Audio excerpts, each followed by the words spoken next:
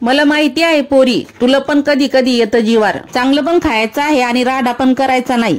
चाल बरं पोरी, बनव ही रेसिपी. पहिले तर वांग चरत चरत कापायचे, अख्खे मात्र ठेवायचे. कापले की लगेच पाण्यात टाकायचे. एक मोठा कांदा घ्यायचा, चरत चरत कापायचा. त्याच्यासोबत कोथिंबीर पण कापायची. कांदा कोथिंबीर एका प्लेट मध्ये काढा. सोबती त्याच्या शेंगदाण्याचा कूट, घाटी मसाला, हळद, मीठ. वरून टाका तेल. घ्या आता हालून, करा इकडून तिकडून. एक वांग घ्यायचं, त्याचं पाणी काढायचं आणि असा कूट आहे हे भरून घ्यायचा त्या वांग्यामध्ये. भरताना मात्र दाबून दाबून भरायचं, म्हणजे मसाला बाहेर येणार नाही. आता गॅसवर ठेवा कुकर, त्याच्यात टाका तेल. तेलाच्या सोबती राई लागली नाचाला.